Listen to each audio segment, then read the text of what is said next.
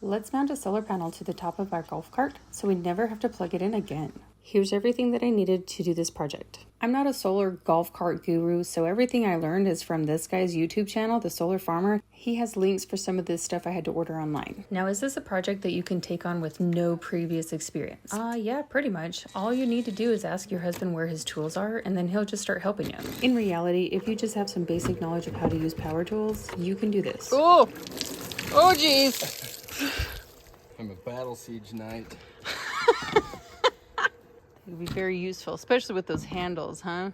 We thought about just mounting it straight to the top, but then decided against it. This is aluminum square tubing from the parts list. Oh, I forgot to mention a sander. We did use a sander just for those rough edges. And then we did a little dry fit to make sure everything fit together the way we wanted it to. And then we proceeded to have a long conversation about how it should fit. Because the front bars were exactly the same width as the solar panel, and we thought maybe we don't need this front one, but then maybe we should use this front one, but maybe we don't need the front one. But what if we want to put a light bar on it after? What if we want to put this on there?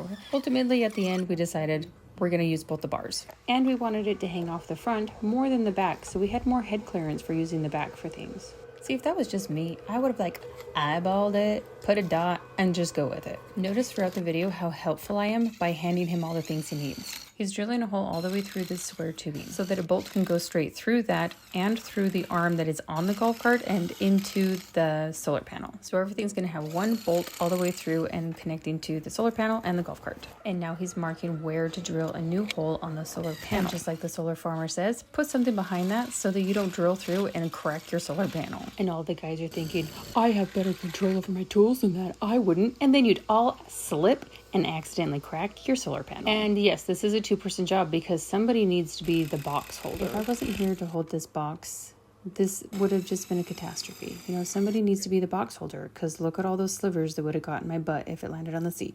Finally, we're mounting something. I seriously started to think it was just a video about how to drill stuff. I was just about to panic. I was about to just start losing my stuff. I just needed to go take a break. Okay, so I took a break and I had a snack. Now I'm back.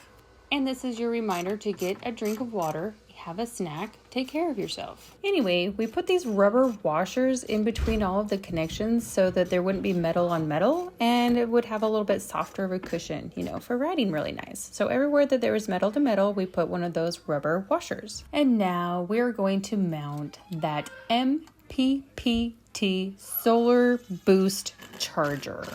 I know, whatever all of that means. Basically, it means that my solar panel's not strong enough to charge the batteries. So it's going to boost it up a little bit, make it stronger current so that the batteries are charging with the smaller watt of power going in. This is the box that I saw the solar farmer using on one of his videos. So I just used his link in the description of his video. Now we're taking some PV line connectors and we're putting a butt plug on them. What? Oh, I mean a butt joint. It's different. This is for connecting two wires together. Okay, not quite as fun. This is the cable that we got off of eBay. It was so we could have those PV connectors and additional line to run down to the batteries. If you already had wire sitting around that was the right gauge for this, you could do that. But I had to buy wire anyways, so I went with this. If all of that was hard to follow, here's a summary of what we just did. So what we have done now is take some PV connectors and we butt jointed those in to the PV in on the booster box, and the battery side is butt jointed in, and we've sent it down the gutter conduit. The old roof had gutters and the water went down there, so we put that cord down there, goes all the way down and comes out here. It's really not that complicated, right? I was super intimidated by this at first, but after watching the solar farmer's how-to videos, he really broke it down in a way that I could understand it. Now, the one downfall to this line that we bought off eBay is the sleeve with the two wires was really on there, and it took a minute for us to carefully get it off without cutting the inside wires. Now, this is where you would use the ring terminals so you can connect those wires to your battery. Obviously, you're going red to red, black to black, because positive and negative. Okay, the moment that we've all been waiting for, everything is connected, everything is ready to go, so now we're going to plug in the solar panel lines It turned on. I get a little overexcited sometimes. Anyhow, we're going to just finish up this job by cinching down some zip ties on all of those wires. Make sure everything's tight together. Nothing's going to be rattling and falling apart, and kids aren't going to be climbing on it.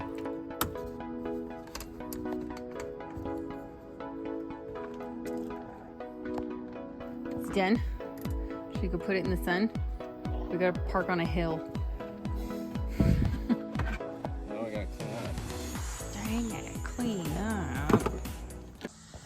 Alright, this has been sitting out here in the sun for a few hours. Currently, battery's sitting at 99% charged, and the PV is pulling in, okay, it keeps switching back and forth. PV is pulling in 37 volts.